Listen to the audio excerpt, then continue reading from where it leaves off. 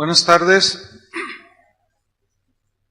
Quiero invitarle a que vaya abriendo su Biblia en el Salmo 19, versículo 12. Salmo 19, versículo 12.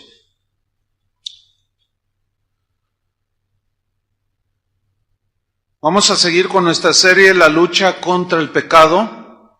Y hoy vamos a tratar un tema que he titulado Los pecados ocultos. Los pecados ocultos. Y vamos a leer Salmo 19, versículo 12 al 14. ¿Usted me sigue allí, por favor? Dice así: ¿quién podrá entender sus propios errores? Líbrame de los que me son ocultos. Preserva también a tu siervo de las soberbias, que no se enseñoreen de mí. Entonces seré íntegro y estaré limpio de gran rebelión. Sean gratos los dichos de mi boca y la meditación de mi corazón delante de ti, oh Jehová, roca mía y redentor mío. David tuvo momentos muy difíciles en su vida, los cuales después de una reconciliación con Dios, tuvo momentos de reflexión muy profundos respecto al pecado. En este salmo, David, en ese momento de reflexión, dijo: ¿quién podrá entender sus propios errores? Porque la naturaleza humana, en la cual todos vivimos todavía, su tendencia natural, normal, es que le cuesta trabajo a la naturaleza humana, a cada uno de nosotros, reconocer nuestros propios errores, nuestros pecados. Pero David dice: líbrame de los que me son ocultos. Esta palabra, este verbo librar, líbrame, en el hebreo también significa limpiar. O sea, límpiame, Señor, aún de mis pecados que son ocultos. Entonces, vemos aquí tres aspectos en referencia con el pecado en la vida de David y en la de cada uno de nosotros. David, número uno, no solo pidió ser perdonado y limpiado por los pecados de los cuales él estaba consciente, sino también de aquellos pecados que estaban anidados en su corazón, que ni cuenta se daba que ahí estaban. Pero de los que nos vamos a ocupar hoy es de aquellos que solo David conocía y Dios, pero que los tenía ocultos. ¿Entiende? En el versículo 13, él ora y dice: preserva también a tu siervo de las soberbias, que no se enseñoreen de mí. O sea, la soberbia, el orgullo, pues es un pecado. Dice: que no me domine, que no se enseñoree de mí. Entonces, dice, seré íntegro. O sea, todo mi espíritu, alma y cuerpo va a estar dedicado para ti, te va a honrar, Señor. Y estaré limpio de gran rebelión. Versículo 14, él en su reflexión se va más allá que lo externo, nótenlo. Sean gratos los dichos de mi boca. O sea, todo, como ahorita, todo lo que tú oyes, ves de los demás, tus acciones exteriores, dice: sean gratos los dichos de mi boca, pero David se va más allá, y la meditación de mi corazón. De mi corazón. El corazón en la Biblia se refiere a esa parte más íntima y profunda del ser humano. En ocasiones, cuando leemos corazón, espíritu, en muchas veces es intercalado, son sinónimos en muchos textos en la Biblia, espíritu y corazón, o sea, lo más profundo del ser humano. Entonces David oraba: que sea todo mi externo, sea agradable delante de ti, pero no solo lo externo, sino también lo interno, que es lo más importante, ¿sí? La meditación de mi corazón, y luego dice: delante de ti. Los pecados ocultos son aquellos que están ahí anidados en el último rinconcito de nuestro corazón, ¿sí? Y que de una manera deliberada pretendemos esconder. Todos en nuestra casa tenemos el lugar de los cachivaches, ¿no es cierto? Todos tenemos un cuartito, un rincón, un lugar allá atrás en el patio. Yo también lo tengo. Sí, tengo una casita de esas de plástico chiquita, pero allí, pues hay muchas cosas allí, inservibles, ¿no? O uno va amontonando y está todo desordenado, cuando le abro a veces salen arañas, alacranes, una que otra rata, y ahí está el rincón, ¿verdad? Metafóricamente hablando, los seres humanos, en el último rinconcito de nuestro corazón tenemos esos lugares donde anidan las alimañas, los alacranes, las arañas venenosas, las ratas. Uy. Podemos esconder pecados a nuestra esposa, a nuestros hijos, a los familiares, al vecino, a los maestros, a todo mundo, pero a Dios jamás. ¿Cuántos dicen así es? A Dios jamás, ¿sí?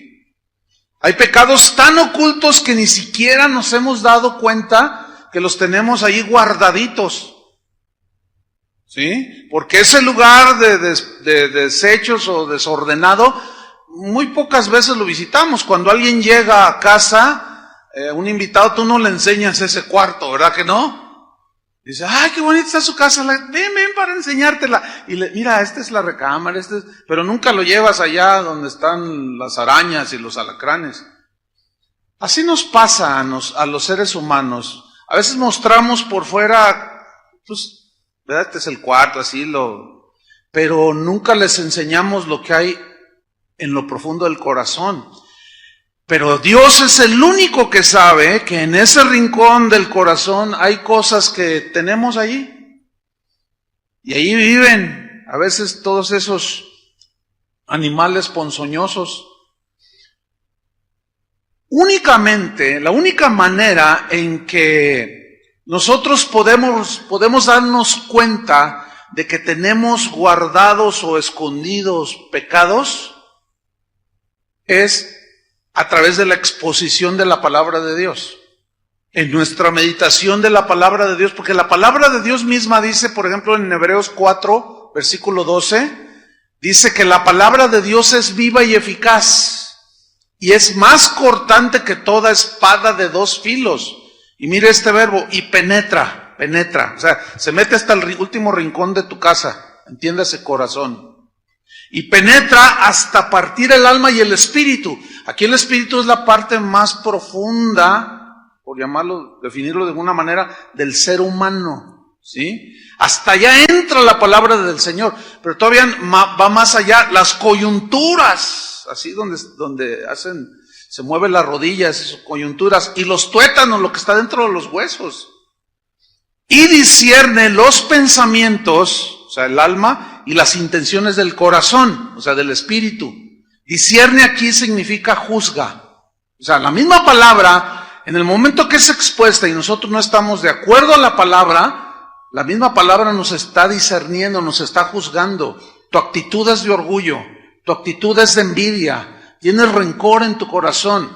Por eso yo lo he descubierto a través de los años de servir al Señor, que contradictoriamente a muchos cristianos que hoy domingo llenan las iglesias, no les gusta escuchar la palabra de Dios. ¿Por qué? Porque se sienten evidenciados por la misma palabra. Entonces, al escuchar la palabra de Dios, que saca a la luz todas las cosas que están ahí escondidas, entonces como se siente evidenciada la gente, luego al predicador o al que habla el evangelio lo tachan de legalista, de religioso, de exagerado, ¿sí? Pero nada que ver con eso. El asunto es que no se quieren enfrentar a su realidad. Versículo número 13 dice, y no hay cosa creada que no sea manifestada en su presencia. Antes bien, dice, todas las cosas están desnudas, descubiertas, no hay nada que pueda cubrir. Todas las cosas están desnudas y abiertas a los ojos de aquel a quien tenemos que dar cuenta. Entonces notemos pues que la palabra de Dios es la única que puede decir la verdadera condición, revelarnos y mostrarnos la verdadera condición de nuestro corazón. Por más que queramos esconder cosas en nuestro corazón, no vamos a poder. Y vamos a ver a través de la enseñanza cómo esos pecados ocultos nos pueden llevar hacia la destrucción, ¿sí? Nos pueden llevar hacia la tragedia, en fin. En Lucas capítulo 8, versículo 15, en este capítulo 8, Jesús habla de la parábola del sembrador. Y dice que el sembrador salió a sembrar, y en el versículo 15 habla de la semilla que cayó en buena tierra. Vean Lucas 8:15. Mas el que cayó en buena tierra, habla del corazón, la tierra aquí es el corazón. Estos son los que con corazón bueno, subrayen corazón bueno y recto, corazón bueno y recto, retienen la palabra oída, o sea, se anida en el corazón. Y crece y da fruto, dice, con perseverancia. Y fíjense la relación que tienen que ver los versículos 16 y 17 con el fruto, que es inevitable, sea bueno o sea malo, el fruto se va a evidenciar tarde o temprano. Nótenlo, versículo 16. Nadie, dice Jesús, que enciende una luz, la cubre con una vasija. Nadie. Ni la pone debajo de la cama, sino que la pone en un candelero para que los que entran vean la luz. Eso es obvio, ¿no? Versículo 17. Porque nada hay oculto. Nada hay oculto que no haya de ser manifestado, ni escondido que no haya de ser conocido y de salir a la luz. Entonces, cuando Jesús está hablando de frutos del corazón bueno, está hablando que serán evidentes las conductas, las reacciones, etcétera, etcétera, como también las malas. Ahora, lo peor aquí que nos puede pasar es que los pecados ocultos que pretendemos de una manera deliberada, pues hacernos de la vista gorda, pero ahí están. Entiéndase, puede ser envidia, puede ser amargura, puede ser orgullo, puede ser avaricia, un sinfín de pecados que hay, ¿sí?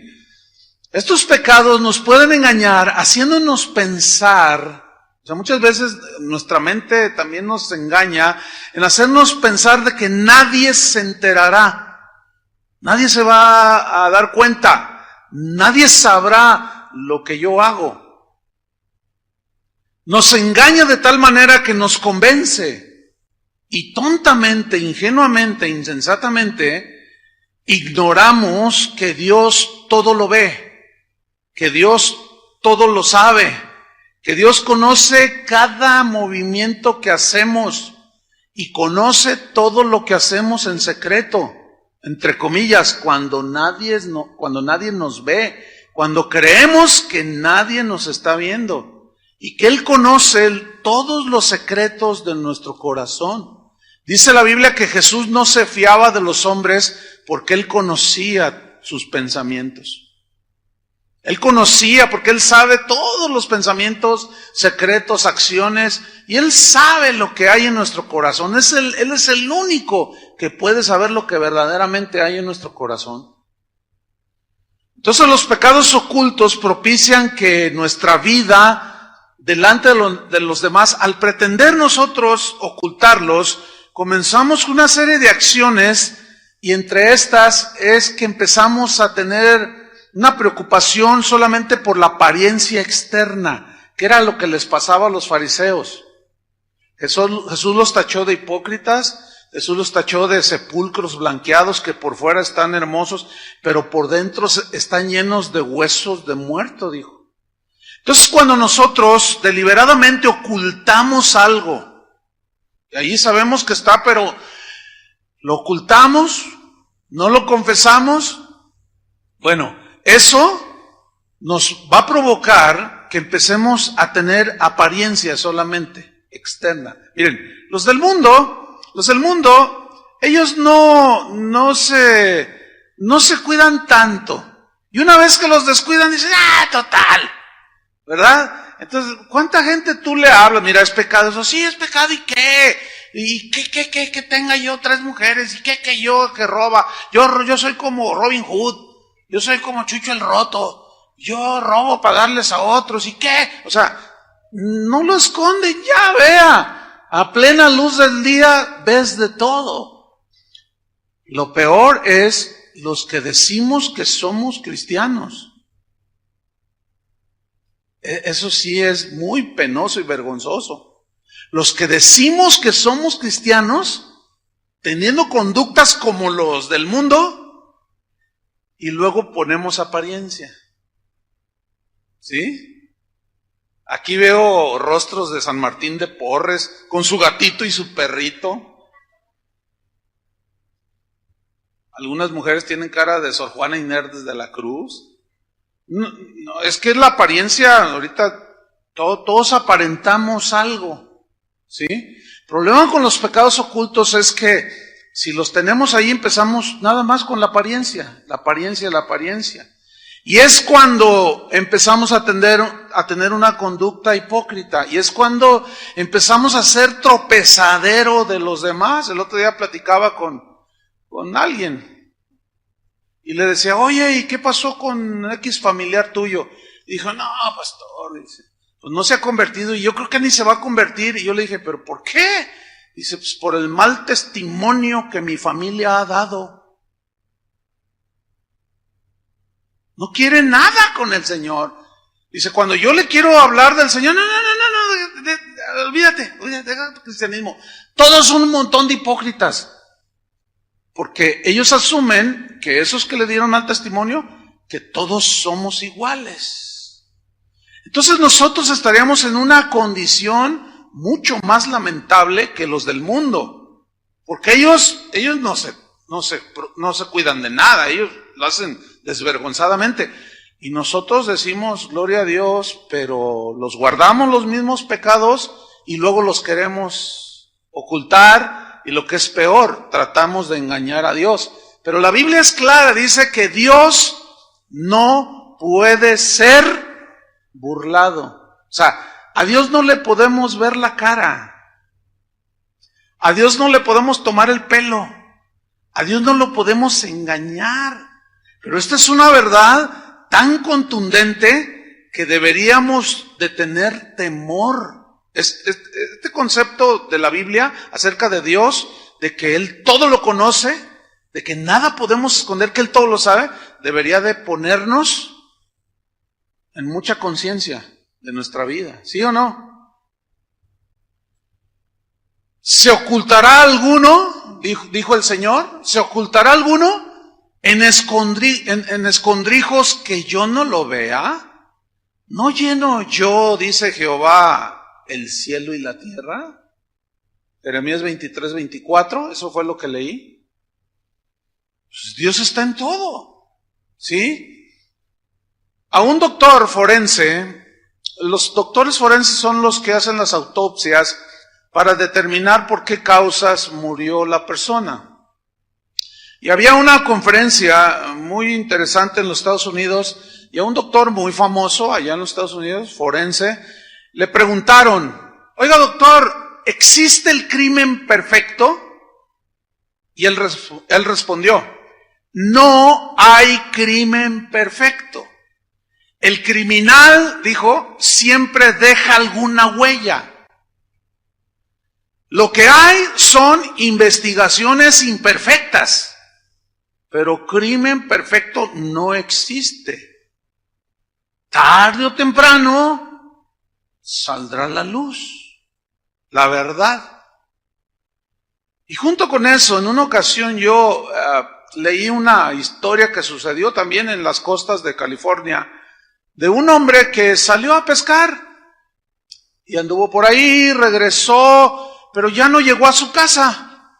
Y la esposa lo reportó y no lo encontraban, pasaron 2, 3 días, 4, 5, y nada, no encontraban al hombre, como si la tierra se lo hubiera tragado. Unos pescadores de la misma región pescaron un tiburón blanco, y cuando lo estaban destazando, ¿cuál va siendo su descubrimiento? Espantoso. Encontraron en el vientre del tiburón una pierna y un antebrazo. Entonces los pescadores asumieron y dijeron, este es el desaparecido. Sin duda se lo tragó el tiburón. Y dieron parte a las autoridades, tomaron las partes del cuerpo humano, las llevaron. Los forenses empezaron a determinar, y dijeron, este tiene como 5 o 6 días de haber muerto, pero de pronto descubren que esas partes habían sido cortadas con una sierra. Entonces dijeron, a ver. A este no se lo tragó el tiburón y lo mató. Se lo tragó después de muerto. Ese es el trabajo de los forenses. Empezaron a investigar, sí, efectivamente, descubrieron que esas partes habían sido aserradas, cortadas con sierra, y empezaron a investigar, claro, ellos no dicen nada, y empezaron a investigar, y quedan con los asesinos. Ellos creyeron que habían cometido el crimen perfecto, lo asesinaron, después lo cortaron, tomaron los miembros del cuerpo del muerto, lo llevaron al tamar, tiraron las partes del cuerpo, los tiburones se los comieron y dijeron, ya está todo perfecto. Sí, ¿verdad? ¿Cómo no? Y como esa historia, hay cientos, hermanos, de historias. No hay crimen perfecto. ¿Por qué? Porque tarde que temprano la verdad sale a la luz. Hay crímenes que son aclarados 50 años después, 100 años después, qué sé yo. Delante de Dios, hermanos, desde el primer momento Él lo sabe. Dios le dijo a Israel que rechazara los pecados ocultos, o sea, que obedeciera la palabra, que no le hiciera loco, para que me entiendan, ¿sí? Y le sentenció lo siguiente, Números 32:23, Números 32:23, búsquelo. Dios le sentenció esto a Israel, miren lo que le dijo, Números 32:23, dice así: mas si así no lo hacéis, he aquí habréis pecado ante Jehová. Y sabed, o sea, tienen que estar conscientes, significa saber, sabed que vuestro pecado, ¿qué? Os alcanzará. ¿Qué significa vuestro pecado os alcanzará? Que tarde que temprano saldrá la luz y las consecuencias tendrás que enfrentarlas. Eso significa. Ahora voy a hacer una pregunta que es muy obvia la respuesta, pero lo voy a hacer de esa manera. La pregunta es esta: un pecado oculto ahí sin descubrirse, nadie lo sabe, nadie lo sabe. ¿Es pecado antes de ser descubierto? ¿Sigue siendo pecado? ¿Sigue siendo pecado después de ser descubierto también? Sí, claro. No sé si me expliqué. O sea, el pecado, aunque no haya sido descubierto, sigue siendo un pecado. Si es descubierto, sigue siendo el mismo pecado. El problema es este, que mientras permanece oculto, no hay arrepentimiento. ¿Por qué? Pues porque lo seguimos haciendo, ¿verdad? Lo seguimos haciendo. Así somos los seres humanos. Mientras no me descubran, todo estará bien. Y pasan 10 años. Y el esposo tiene, de esos 10 años de casado, tiene 9 años engañando a la señora. Pero un día la señora se da cuenta y lo descubre de manera ocasional. Y le empieza a ver los recados en el teléfono y las fotografías. Y luego se mete a su computadora y ve las cartas y las fotos y hasta un video. Y luego se mete a su Facebook, no, pues ahí descubre todo del marido. Y con todas las pruebas en la mano, le dice, oye, quiero hablar contigo. Quiero que abras tu corazón. ¿Qué? No tengo nada que esconderte. Dime la verdad, no tengo nada que esconderte. ¿Y qué es todo esto? Entonces cuando se ve descubierto, empieza, estoy arrepentido. No es verdad. Mentira. No está arrepentido. Atención, señoras, Esa circunstancia es muy común. no está verdaderamente arrepentido. ¿Por qué? Porque si estuviera arrepentido, no estuviera por 9 años haciendo lo mismo. Lloró y dijo, estoy arrepentido, porque lo descubrieron. Pero en realidad no está arrepentido. Porque el verdadero arrepentimiento nos lleva a aborrecer eso y alejarnos de ese pecado. O la típica también de aquel empleado que descubrieron robando, por 4 años sustrayendo, alterando las notas, falsificando firmas y ganando dinero. Y dijo, no, esto está... Pero el domingo viene a casa de oración y aleluya, gloria a Dios, ¿verdad? Alabado sea el nombre del Señor. Un grito de júbilo, dice Julio, y es el que grita más fuerte. Pero de pronto llega un lunes como mañana y se le acerca a la secretaria y le dice, estás en problemas. ¿Qué pasó? Te descubrió el jefe. ¿Qué? Yo tengo las manos limpias. No es verdad. ¿Sabes qué? Agárrate porque te va a ir mal. Te habla el jefe.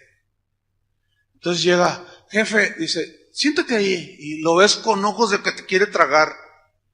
Digo, ¿qué pasó? ¿Hay algo mal? ¿Cómo todavía me preguntas? Tienes 4 años robando. Mira, acabamos de descubrir esto y esto y esto. Y tú empiezas a llorar. Ay, estoy arrepentido. No seas hipócrita. No es verdad. No estás arrepentido. Eso es muy común en los seres humanos y también en los cristianos. Es muy común.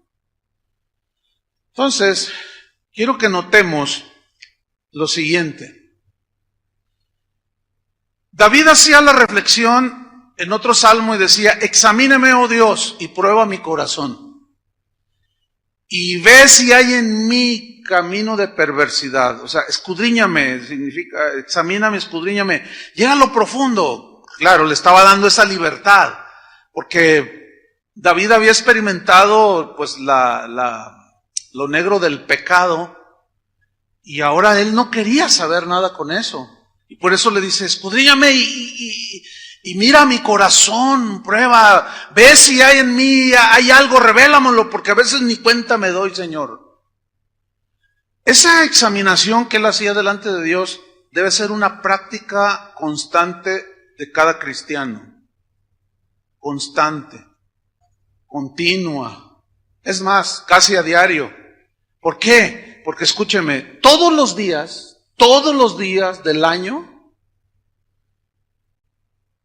se nos van a presentar las oportunidades para pecar. Todos los días, incluyendo el día de hoy, se va a presentar la oportunidad para sentir envidia, para sentir celos, para sentir amargura, para tener rencor. Todos los días se nos presenta la tentación, porque el pecado nos asedia, dice la epístola a los Hebreos. Y debemos despojarnos de todo peso, dice. Y del pecado que está asediándonos, nos asedia hasta en la iglesia, oiga. Aquí entre nosotros. El asunto es este. Cuando nosotros hacemos ese examen sincero y le decimos, Señor, muestra lo que hay en mi corazón. Y Él nos puede mostrar, porque es el único que sabe lo que hay ahí. Y nos dice, tu problema es envidia, tu problema es orgullo. Y una vez que Él nos muestra, tenemos que hacer algo. ¿Qué? Número 1, pedir perdón. Número 2, desechar ese pecado, sacarlo del corazón y que la sangre de Cristo nos limpie de toda esa maldad. Amén. ¿Qué sucede si no lo hacemos? Este es el problema con los pecados ocultos. Que al pensar que como nadie me ve, nadie sabe lo que hay acá adentro, pues yo puedo seguir allí ocultando ese pecado. Les voy a mostrar en la Biblia cómo los pecados ocultos que no fueron tratados con sinceridad delante de Dios, tarde que temprano se manifiestan. David. Todos conocen la historia de David. 1 Samuel capítulo 11 y 12. No tienen que buscarlo, es mucho para leer. Conocen la historia todos. ¿Qué sucedió? Había un pecado oculto en el corazón de David que no lo trató. Y dice que en una ocasión él se paseaba y estaba descansando en el balcón del palacio y de pronto miró hacia un lado y vio así la casa continua que estaba una mujer bañándose, dice. Y dice la Biblia y lo subraya que era una mujer muy hermosa.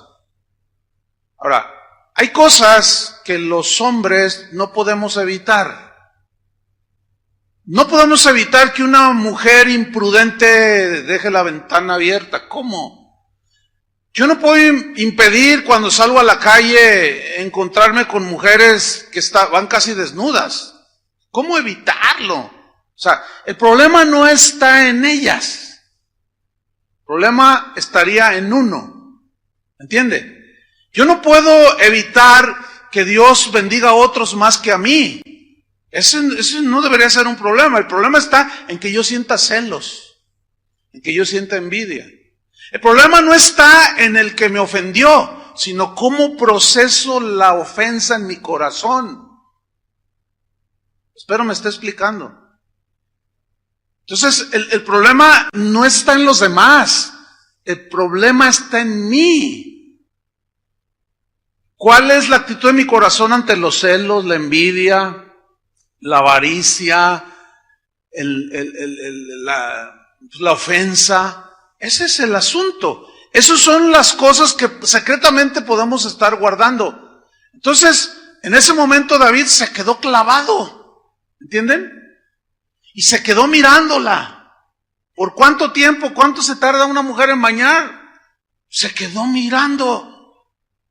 Y aquello que estaba ahí se despertó, se potenció. ¿Entienden? Y la mandó llamar, se acostó con ella, quedó embarazada, le manda un recado, estoy embarazada, y David reacciona y dice, ¿y ahora qué voy a hacer? ¿Qué voy a hacer? Ya sé. Y le manda a llamar al general, manda a traer el esposo de esta mujer y dile que se venga para que esté unos días con su esposa. Que yo, el rey, bondadosamente le estoy dando unos días de asueto. Ya viene el 1 de mayo y que se venga unos días con su esposa. Fíjense la trama de David. Queriendo ocultar su pecado, quiso hacerlo de esa manera. Entonces mandan traer a Urías, se llamaba el esposo de Betsabé. Era un soldado fiel. Lo manda a traer y le dice, mira, pues estate unos días de descanso allí con tu mujer. Y obviamente David asumía que al estar allí, pues iba a tener relaciones con su esposa y ya iba, ese bebé pues es de él, ¿verdad? Y así yo oculto mi pecado. Fíjense nada más. Escuchen bien, estoy hablando de un hombre de Dios. ¿Qué significa esto? ¿De qué nos habla esto? Que nadie de nosotros está exento. Pero vean cómo el pecado oculto a dónde nos puede llevar. Entonces aquel soldado reaccionó como un soldado fiel y dijo, no, ¿cómo? Yo no soy un cobarde. Estamos en tiempo de guerra. ¿Cómo haría yo eso? Habrá tiempo para todo. Ahorita es tiempo de defender el reino. Y no quiso entrar a su casa. Entonces David, desesperado, digo, ¿y ahora qué haré? Que ya nomás le faltó que dijera, ¿cómo le hago, Dios mío? No, es que a veces así nos las gastamos. Señor, ilumíname, ¿qué hago? Y tú dices, ¿cómo? O sea, a veces estamos tan corrompidos ya. Claro, él no dijo nada de eso, pero tuvo otra reacción. Manda a traer al jefe del ejército y le dice, ponme a Urías al frente de la batalla, para que cuando los arqueros lancen sus flechas, ahí quede. Y de esa manera, pues ya, ¿verdad? Aquí estuvo Urías, nadie se enteró que no entró a su casa. Bueno, está embarazada, pues sí, pero fue de Urías. Y lo pone al frente de la batalla. Yo quiero que pongan atención a esto. Fíjense hasta dónde, a qué grados llegó. Todo por no haber tratado un pecado oculto. Y lo pusieron al frente de la batalla. Efectivamente, las flechas lo traspasaron. David se ha hecho como has querido. Dice, pues es que hay tiempo de morir. Y bueno, pues ahí le lloramos. Y bueno, y creyó él que su pecado ya había sido tapado, cubierto totalmente, que nadie se iba a dar cuenta. Pero Dios tenía otro profeta, un profeta de esos de a de veras, no como los de ahora. Porque los profetas de la Biblia todos denunciaban el pecado. Los profetas de la Biblia nunca endulzaban las palabras y le hablaban al oído, al gusto del cliente. Todos los profetas denunciaban el pecado de Israel. Y este profeta se llamaba Natán. Y Dios le dijo, ve y dile esto a David y cuéntale esta historia. Y era una metáfora y una parábola, una especie de parábola. Había un hombre que tenía mucho dinero y tenía mucho ganado, y había otro que solamente era pobre y tenía una sola ovejita. Y llegaron gente a visitar al hombre rico, y en lugar de darle lo que él tenía de la abundancia, fue y le quitó la ovejita al que solo tenía una para dársela a sus hospedados. Entonces David reacciona y dice, no, ¿cómo? Tal debe morir. Ahí en ese momento surge el hombre justo, ¿entienden? El hombre de Dios, pero el pecado lo había engañado. Entonces Natán le dice, ese eres tú, le dice, y él entendió. Ahora, ¿qué hizo David? ¿Siguió defendiéndose? ¿Se defendió? ¿Agredió a Natán? ¿O se arrepintió cuando fue expuesto? Se arrepintió. Y de allí se produce lo que hoy tenemos en los Salmos, el Salmo 51. Entonces la diferencia entre David y muchos cristianos el día de hoy es que se expone el asunto, se saca a la luz, Dios lo saca a la luz, que el problema está en ti, que el problema está en mí, o sea, que es en nuestro corazón, y reaccionamos mal. No como David. Esa es la gran diferencia entre David y muchos de nosotros. Que era un hombre conforme al corazón de Dios. No un hombre que nunca pecó y de qué manera. Pero cuando Dios lo confrontó, lo reconoció. Ese es el problema que tenemos ahora. Entonces, pecado que no es tratado, pecado que tarde o temprano saldrá y nos meterá en problemas. Dejen ponerles otro ejemplo en la Biblia. Ábranla en Segunda de Reyes 5, versículo 20. Segunda de Reyes 5, 20. Esta es una historia también muy interesante. 3 personajes aquí se mencionan. Uno es el profeta Eliseo, un hombre de Dios, sin duda. Otro es el siervo o el asistente de Eliseo, se llamaba Giesi. Segunda de Reyes 5, 20. Y otro es Naamán. Naamán era el general del ejército sirio y tenía lepra. Entonces alguien le dijo a Naamán que fuera a buscar a un tal profeta llamado Eliseo, porque era un hombre de Dios y él podía orar y pedirle al Señor y sanar de la lepra. Y el hombre creyó y fue. Y le mandan llamar a Eliseo, pero él simplemente dice, bueno, díganle a ese general que se sumerja 7 veces en el río y será sano. Entonces van y le dicen que te sumerja 7 veces y el hombre se enoja y dice, no, ¿cómo? Este río está mugroso y los ríos de donde yo vengo son limpios.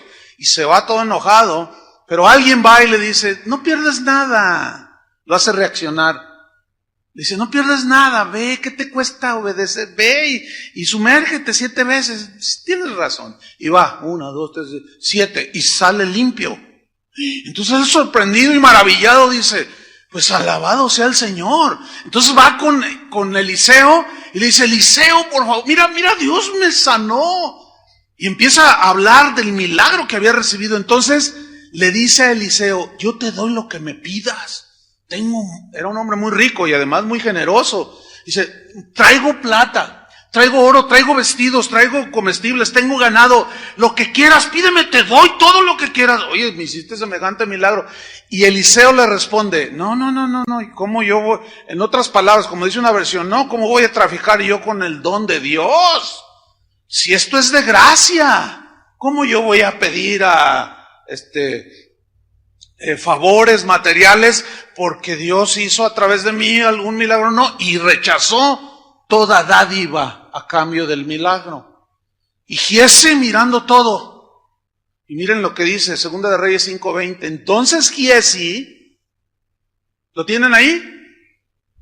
Criado de Eliseo, el varón de Dios, dijo entre sí, subraya esa frase, dijo entre sí. Quiero que note que la Biblia, o sea, el Espíritu Santo que inspiró la Biblia, fue el que dice que Eliseo dijo entre sí. O sea, ¿qué quiere decir? Que el Señor conocía el pensamiento íntimo. No lo habló, dijo entre sí. Y Dios conocía el pecado que tenía Giezi, anidado en el corazón. Entonces, dijo entre sí, he aquí mi Señor estorbó a este sirio Naamán, no tomando de su mano las cosas que había traído. Vive Jehová, fíjate el lenguaje que usa, alabado sea el Señor.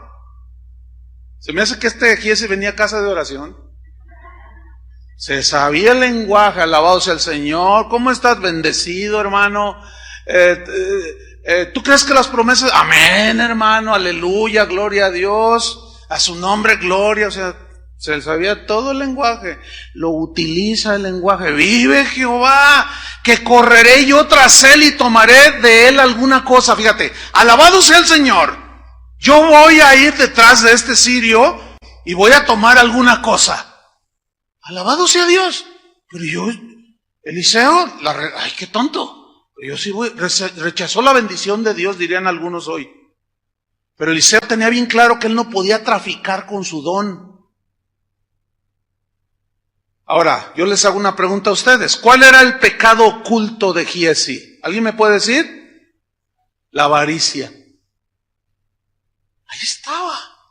Ahora, él vivía con Eliseo, y Eliseo pues era un hombre austero, dedicado completamente a la obra de Dios. Había otros que no lo eran. David vivía en un palacio, Abraham tenía muchas posesiones, etcétera. Pero en este caso, Eliseo, no vivía así en una opulencia, digámoslo así.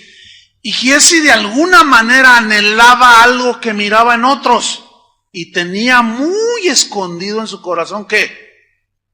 La avaricia. Sin duda había oído hablar muchos mensajes a Eliseo sobre ese punto, pero no surtieron ningún efecto. ¿Por qué? Porque Giezi jamás trató delante de Dios ese pecado oculto.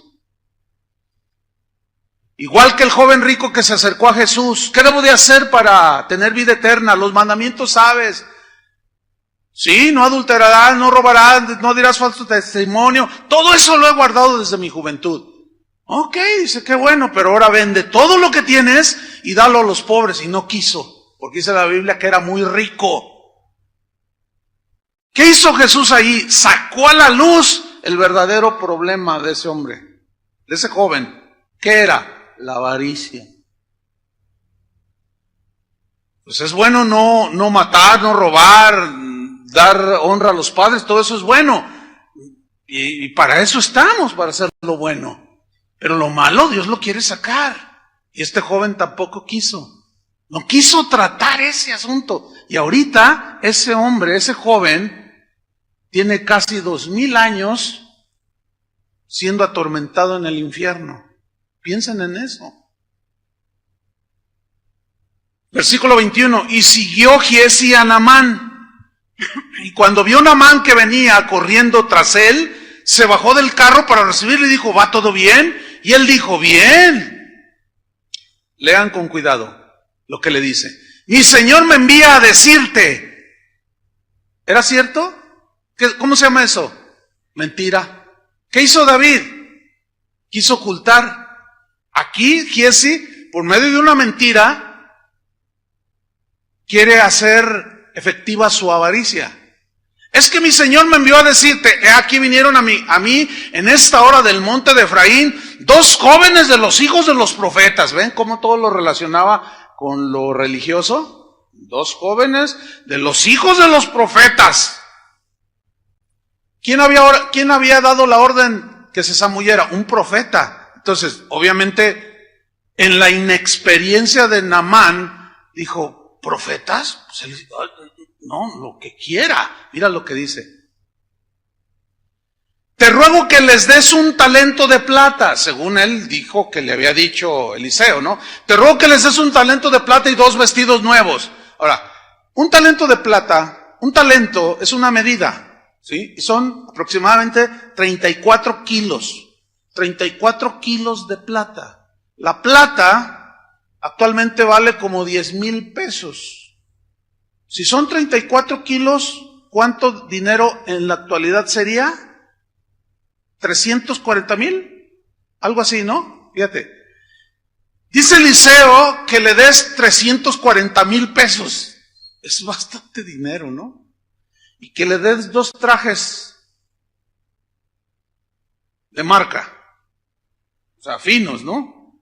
2 vestidos nuevos, no usados, nuevos.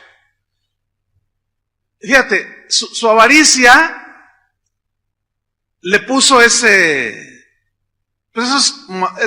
cosas materiales. Ahora, vamos a ver el 23. Y dijo Naamán, te ruego que tomes 2 talentos.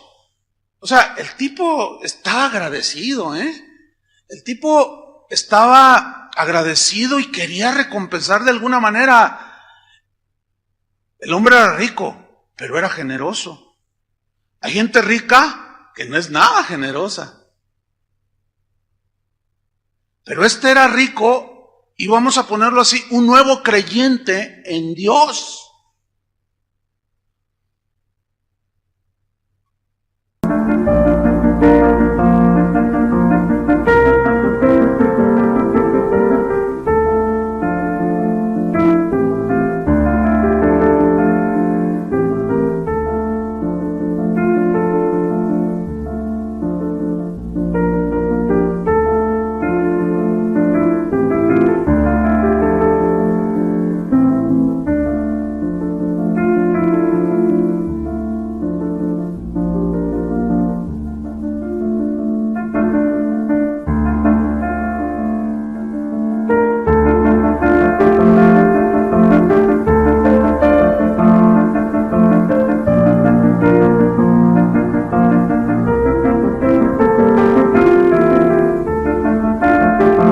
Aquí hay gente generosa, pero también hay gente no tanto.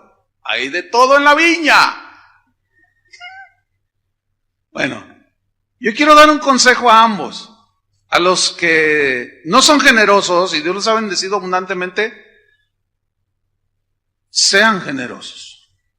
¿Cómo se vence la codicia o la avaricia? Dando. Ahora, a los que Dios los ha bendecido y son generosos, mi consejo es este: pídanle a Dios sabiduría a quién deben de darle, cómo deben de ayudarle, porque en 35 años sirviendo al Señor de tiempo completo, uno va aprendiendo muchas cosas. Y vas viendo gente que es generosa, pero también vas viendo que hay algunos que nada más están viendo quiénes son generosos, y esos son asediados. Y esto es bien típico. Gente nueva, convertida genuinamente, bendecidos, ya vienen bendecidos, tienen buenos negocios.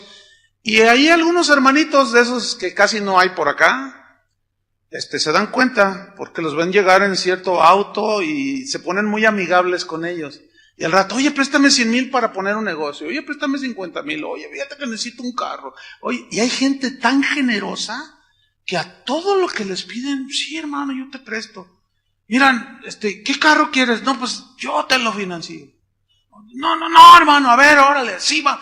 Entonces yo les digo a los generosos, ahora adquieran sabiduría, porque hay cada abusivo.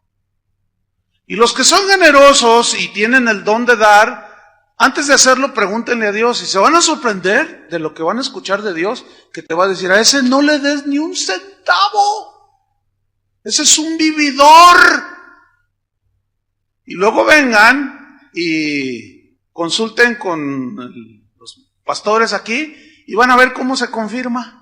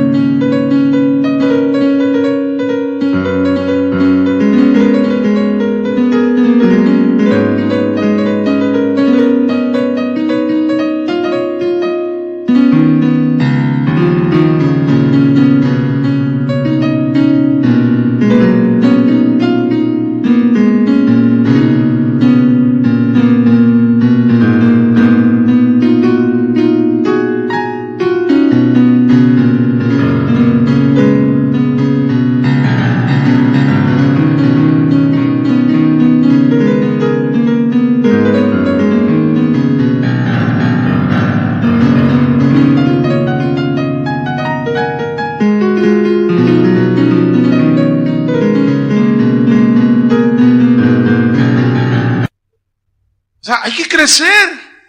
Y Naamán aquí pues está reaccionando como alguien recién convertido y generoso. Un talento, 34 kilos de plata. No, llévate 68 kilos de plata, que son 680,000 pesos. Y mira, sigamos leyendo. Dice, te ruego que tomes 2 talentos, y le insistió. O sea, el Giesi como diciendo, no, ¿y dónde los escondo? Es mucho. No, y se van a dar cuenta, y luego me van a descubrir como los políticos en México, que apenas son diputados, y cuando son elegidos tienen su casita y su autito, y al año ya tienen casa en Cancún, en Puerto Vallarta, en la Isla del Padre, departamento en Madrid, y así como por generación espontánea, ¡puf!, salieron las propiedades. Y Eliseo, pero no estaba tan corrompido Eliseo, porque él dijo, no, nunca se le ocurrió, y si lo pongo a nombre de fulano de tal, si lo pongo a nombre de sultano de tal. No, dijo, no, pero nada más le insistía, llévate 2, le dice. Y ató 2 talentos de plata en 2 bolsas y 2 vestidos nuevos, y lo puso todo a cuestas a 2 de sus criados para que lo llevasen delante de él. Vean el versículo 24. Y así que llegó a un lugar secreto. ¿Por qué secreto? ¿Por qué secreto?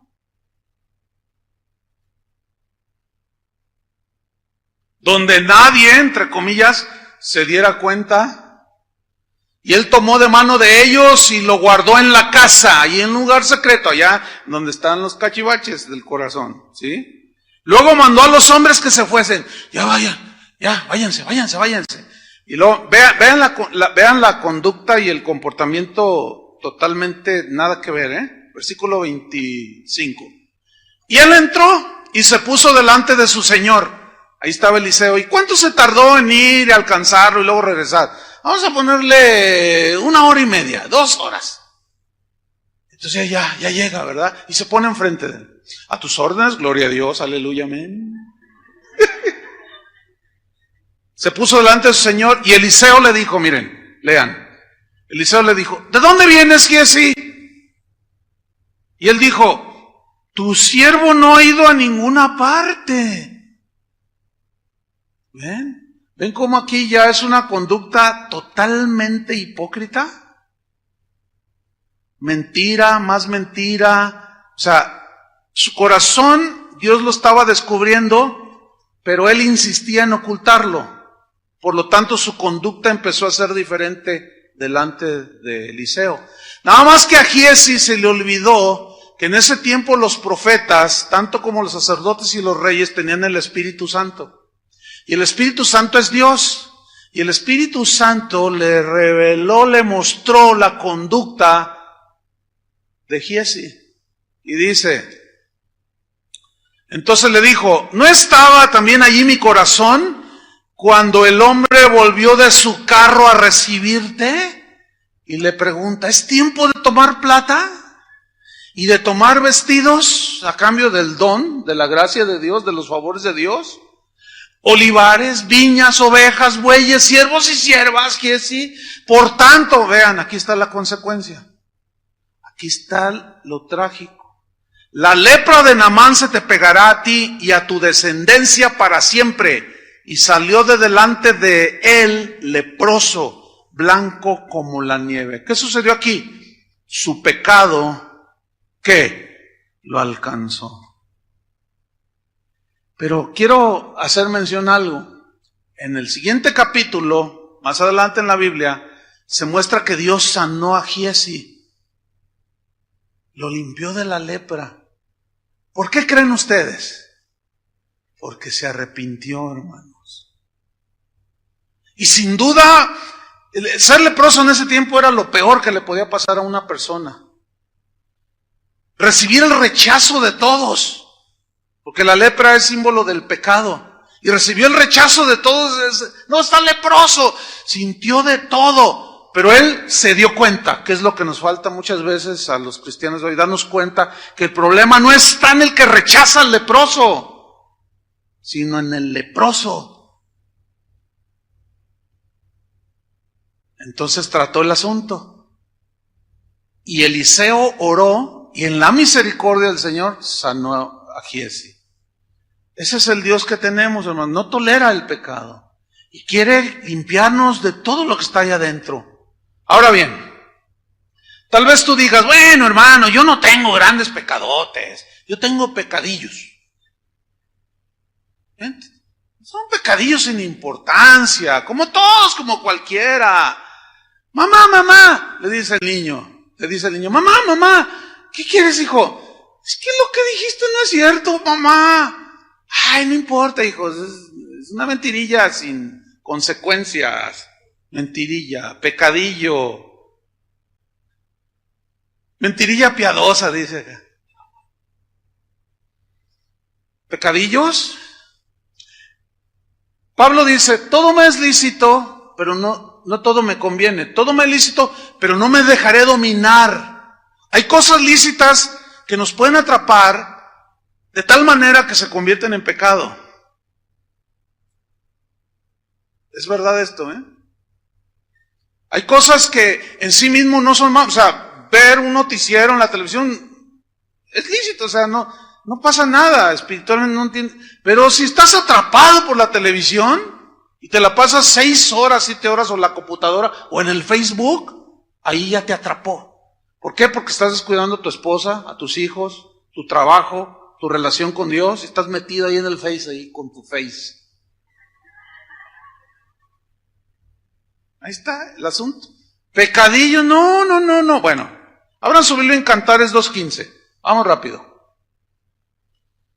Aquí hay un versículo que tiene una metáfora, una aplicación muy interesante. Cantares 2:15 dice así: cazadnos las zorras. Y yo quiero subrayar lo siguiente: las zorras pequeñas, que echan a perder las viñas, porque nuestras viñas están en cierne. Ok, ¿qué quiere decir este versículo? Mira, la palabra zorras en el hebreo es una palabra que también se traduce por chacales. El chacal pues, es una especie de lobillo, de zorrillo también. Chiquillo, son chiquillos, no son, porque hay diferentes según la raza, ¿verdad? Hay lobos bastante grandes. Bueno, aquí habla de ese tipo de animalitos, esas zorritas, esos chacalitos, no crecían mucho, son como los perritos, es tacita de té que le llaman chiquitos.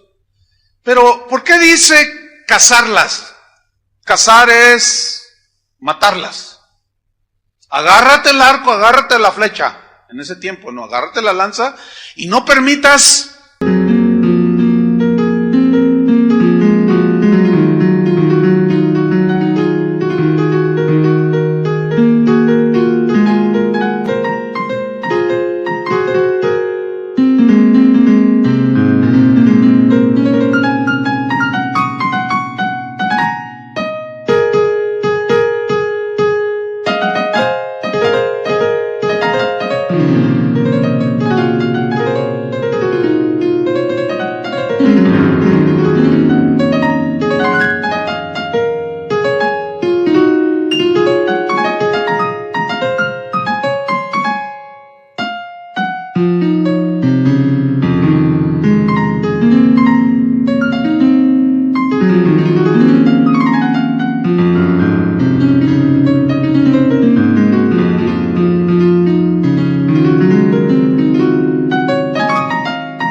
que esas zorras pequeñas echen a perder las vides. Entonces cazaban las zorritas pequeñas. ¿Por qué? ¿Por qué? Porque la zorra, esos animalillos, escarbaban para hacer sus madrigueras junto a las vides. Les gustaba. Dañaban las raíces, destruían por lo tanto la vid. Y a eso hay que añadirle que a esas zorritas, esas chacales, esos pequeños animalillos, les gustaban los primeros frutos de la vid, las uvillas que iban saliendo. Entonces no solo comían la raíz y hacían su madriguera allí, y ahí se reproducían y tenían sus crías, sino se comían el fruto. ¿Cuál es la metáfora aquí? ¿Cuál es la aplicación aquí? Tenemos que estar cazando las zorras tan pronto las descubramos. ¿Por qué? Porque son como una rata en tu cocina, son como una cucaracha escurridiza que sale ahí en tu casa. Nadie las tolera, ¿verdad que no? No debemos de tolerar ningún pecado por más pequeño que sea. ¿Por qué? Porque son como estas zorras que escarban y se anidan en lo profundo, ¿entienden? Y destruyen la vida espiritual. En todos estos años sirviendo al Señor, lo he visto en tantas personas, hermano, que algo que era lícito se les volvió ilícito, o empezaron a tolerar pecadillos. Pasaron los años y esas zorritas escarbaron y se reprodujeron y se anidaron completamente en el corazón. Y un día salieron a la luz como con Giesi, como con David. Y muchos de esos, ya hoy te los encuentras en la calle. Oye, hermano, ¿y qué pasa? Y empiezan a hablar de los demás. Es que allí nunca ellos se dan cuenta que el problema estaba en ellos. Nunca. Es bien común así cuando te encuentras gente que apostató, que se fue. A veces por disciplina o por lo que sea, es que allí, y empiezan a atacar a otros. Nunca se vieron a sí mismos. Nunca se dieron cuenta que el problema estaba en el corazón de ellos. Entonces, no podemos evitar que todo ande así alrededor, fuera de nosotros.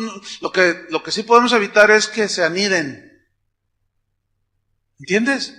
Tú deja entrar una pequeña zorrita de la envidia y vas a ver cómo se te anida. Y toda la vida, yo he visto cristianos que tienen 15, 20 años y tú dices, bueno, pues ¿qué le pasa a este? Ni cristiano parece. He visto cristianos que tienen hasta 20 años y toda la vida y siempre se están quejando. Y tú dices, ay, esta señora ni parece cristiana. Y luego ni se miden. Están enfrente de los nuevos y tú dices, no, es que es increíble. ¿Por qué? Porque nunca trataron eso.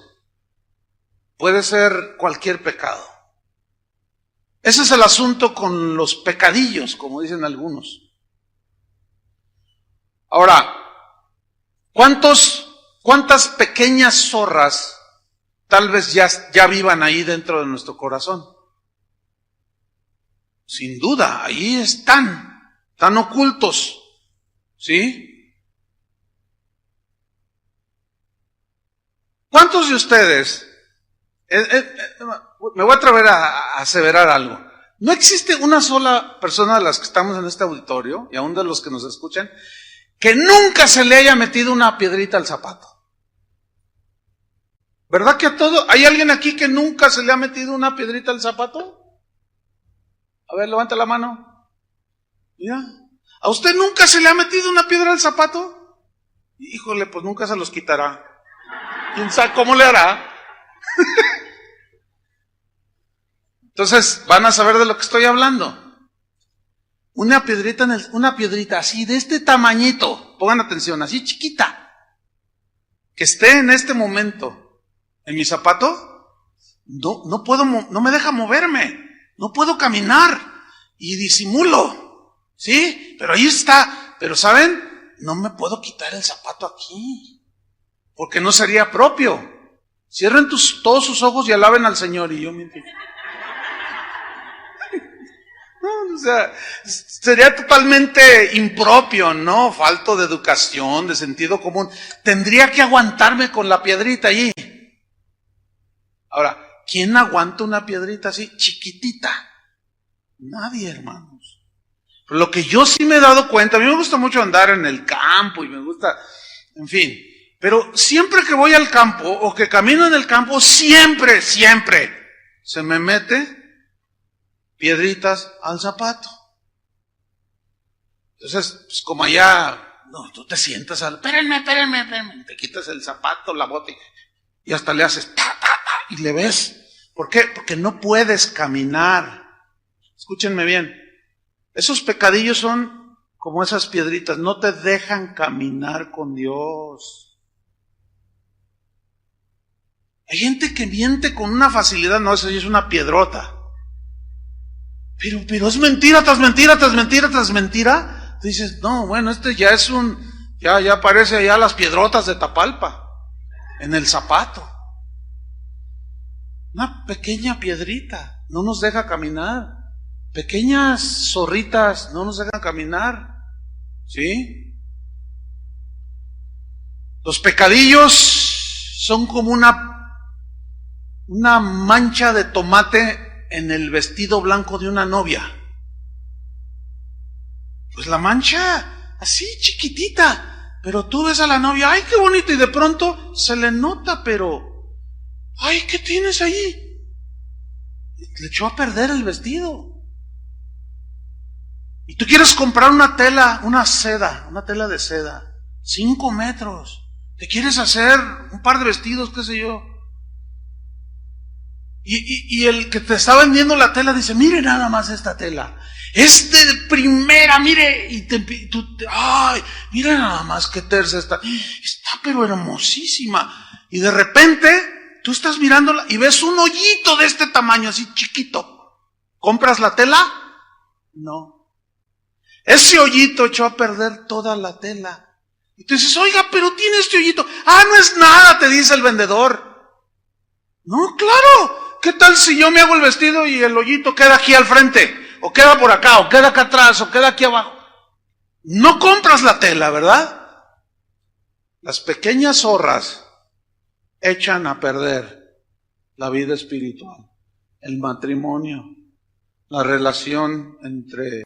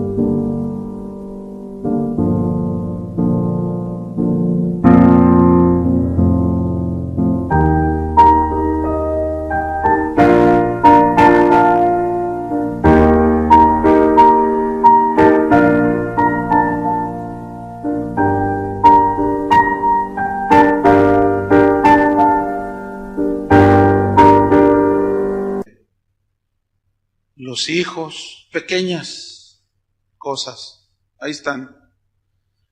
Pablo decía, porque os celo con celo de Dios, pues os he desposado con un solo esposo, para presentarlos como una virgen, como una novia pura a Cristo, sin mancha. Una mosca muerta, dice el proverbio, arruina todo el perfume. Una mosca muerta. Una hierba mala puede llenar todo un sembradío de cizaña nociva, ¿sí o no? Pero el agricultor se está sacándola y va y la saca, y la saca. Yo mismo en el jardín, allí cuando veo plantas que no tienen que estar allí, yo meto y lo saco. Porque al rato te inundan y ahogan el pasto a uno, las otras plantas. No las dejo crecer.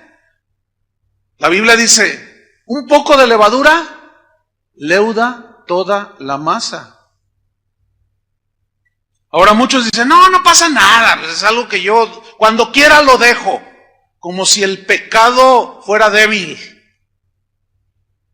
No, el pecado tiene una fuerza, hermanos, impresionante. A ver, ¿quién puede resistir un río caudaloso? Nadie.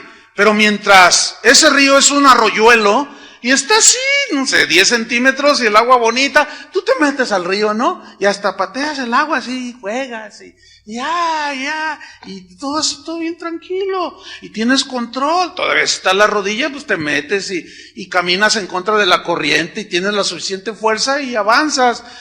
Pero, ¿cuántas tragedias sabemos de gente que está a la orilla del río?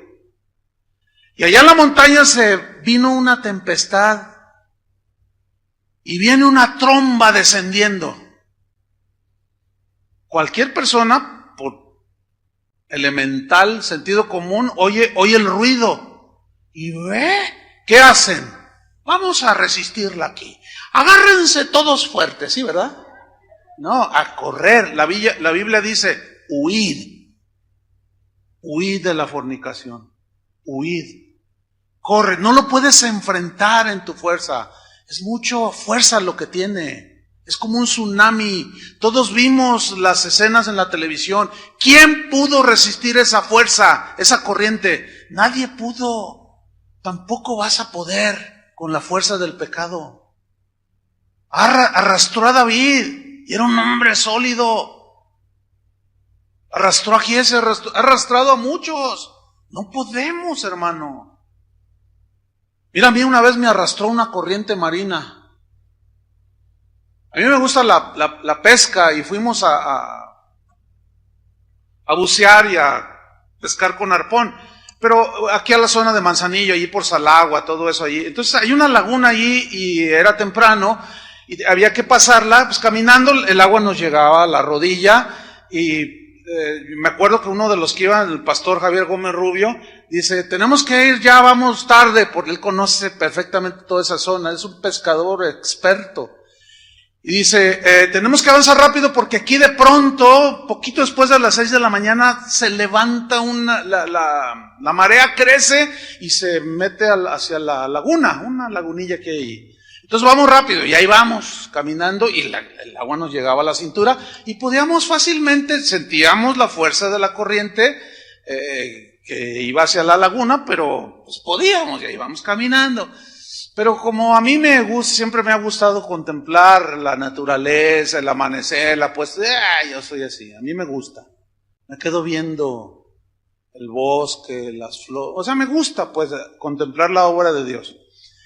Y pues ya se miraba rojo a lo lejos y que me quedo viendo.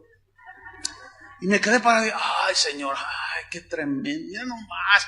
Y luego pues la inmensidad del mar, así, una cosa bien bonita amaneciendo. Y luego me dice Javier, dice, córrele Chuy porque la marea de pronto sube y ahí voy. Pues, no, yo me retrasé de ellos así que 15 segundos, 20 segundos en distancia, pero ahí en el agua es mucho, ¿no? Entonces, cuando ya quise reaccionar, pues empecé a caminar otra vez y de pronto, hermano, así, el agua que la tenía aquí empezó así, mira. Yo dije, ¡ay Dios! Entonces, cada vez se hizo más fuerte. No, ¿sabes una cosa? Llegó el momento en que creció de tal manera que ya no pude pisar, perdí el piso y me empezó a arrastrar. Entonces yo aventé todo y empecé, bueno, yo sabía eso, que no debía de resistirla porque pues era imposible. Pero ellos me gritaron, no resistas, déjate que te arrastre, ya te alcanzamos en el fondo de la laguna, allá adentro, no pasa nada, no resistas. Yo sabía eso porque te cansas sobremanera y te puedes ahogar. Entonces yo me abandoné. Ya no, ¿por qué? Porque ya no podía resistir, era doblemente peligroso. Si resistía podía cansarme y luego ahogarme. Tenía que dejar que la corriente me arrastrara. ¿Por qué? Porque no podía contra ella. Y me arrastró y fui allá a quedar. Bueno, muchos creen que porque tienen la marea así poquito, aquí, no, está bien, no, una escapadita ahí al antro, no pasa nada. Una película ahí que tiene una escena ahí, pero pues ¿qué tiene? No somos inocentes, sabemos. ¿Qué tiene? Que no, pues la marea, mientras la puedas dominar. Pero cuando crece,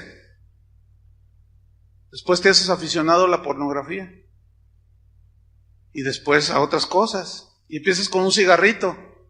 Y al rato 50 cigarros al día. Y al rato el cigarrito de marihuana. Pues no que cuando tú querías lo ibas a dejar.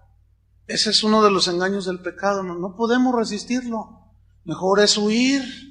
No podemos distraernos porque nos arrastra. Así pasa. La primera vez que lo hacemos, estamos nerviosos así, ¿verdad? Ay, y como nadie nos cachó, nadie nos vio. La segunda vez ya ni nos sudaron las manos. Y la tercera vez, ya está con altivez. Y luego alguien se da cuenta. Oye, ¿qué onda contigo? ¿Y tú qué? ¿Tú qué? Tú no es para decirme. Cállate la boca.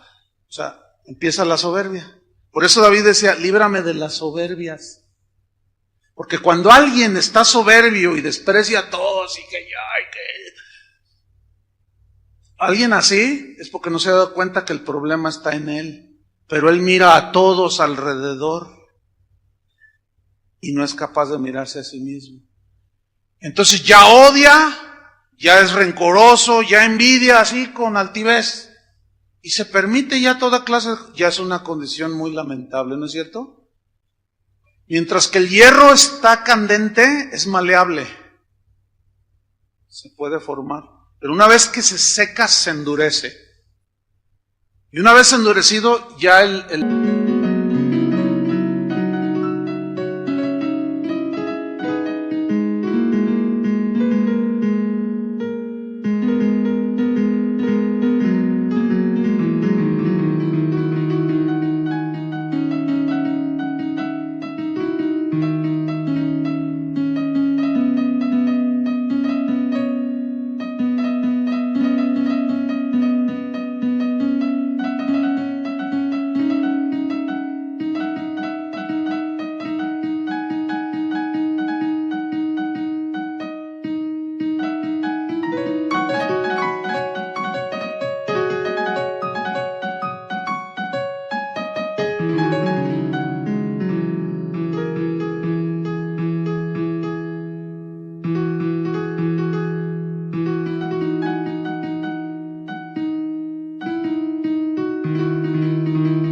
herrero ya no puede trabajar con él.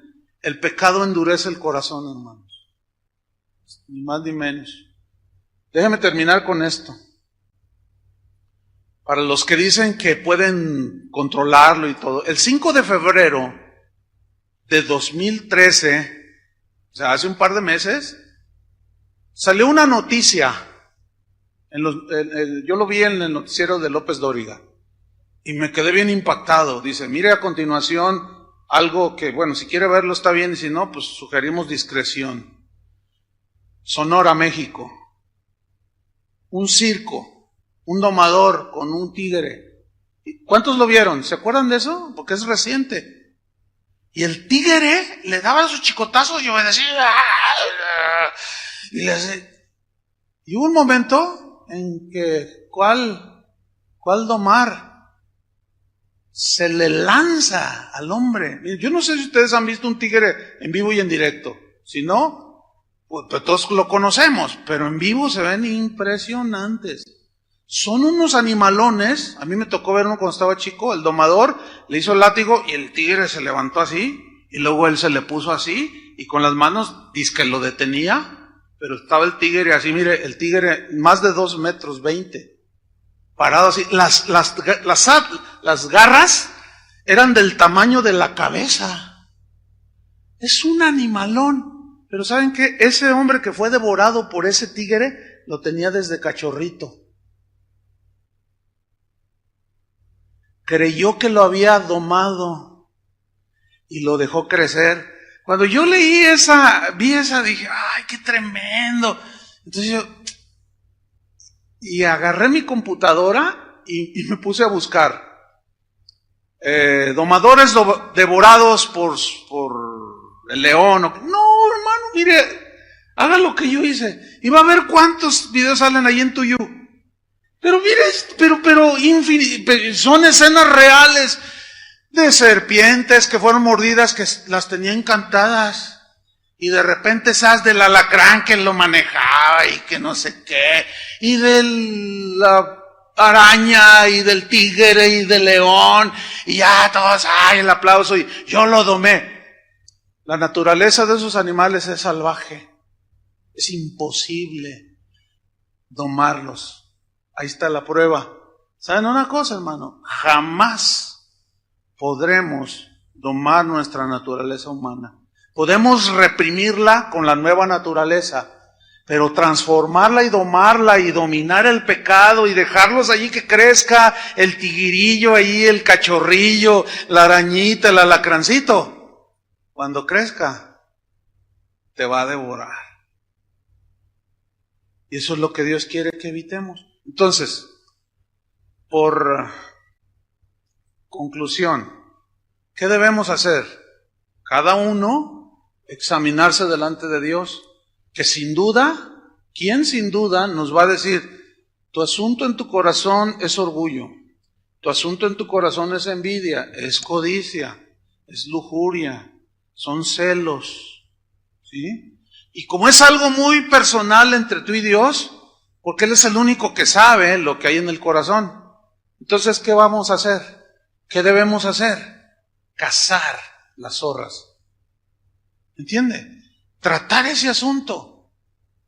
Pero ¿saben cuál va a ser la manera en que Dios trata? Por ejemplo, si es orgullo, ¿saben cómo es que Dios las circunstancias que Dios va a usar para tratar con nuestro orgullo? Justamente circunstancias en las que Él va a esperar que reacciones no con orgullo, sino con humildad y dominio. Para el que su bronca en el corazón es avaricia, justamente Dios va a permitir momentos en los que va a estar ahí el dinero o la oportunidad de ganancia deshonesta, y ahí es donde te va a probar, y ahí es donde tú, cuando dices no, es cuando la gracia de Dios te sostiene y te hace vencedor. Y así es como vamos sacando, ¿entienden? Esas pequeñas zorras. Es que agarren su escudo y flecha y a matar zorras y a sacar esas cosas. Amén. Esa era la gran diferencia de David y nosotros. Oremos, hermanos. Señor, te damos gracias.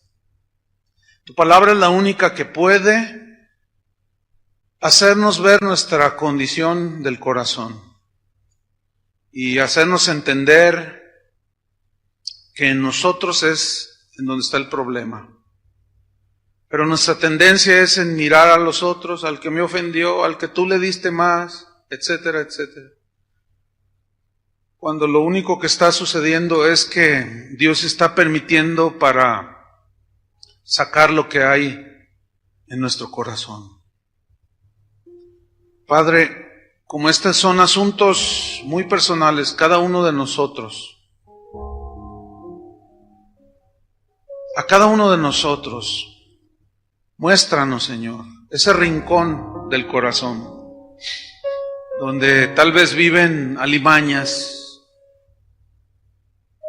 pequeñas zorras que han escarbado, han anidado, se han multiplicado, ahí están arraigadas.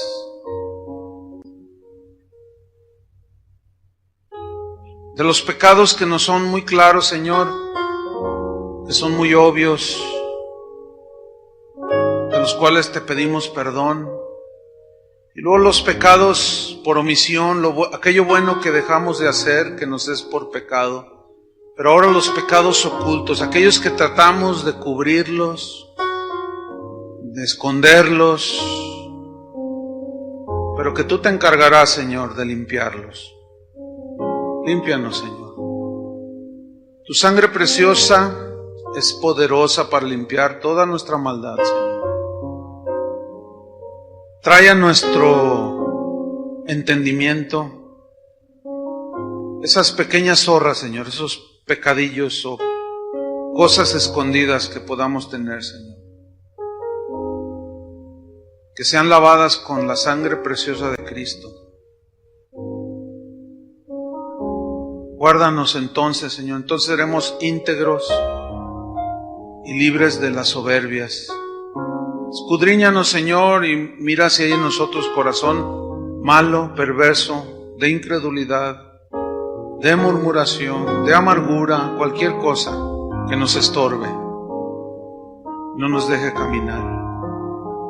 En el nombre de Cristo Jesús, tenemos fe en que la sangre del Hijo de Dios, de Jesús, nos limpia de todo pecado y limpia nuestra maldad más y más.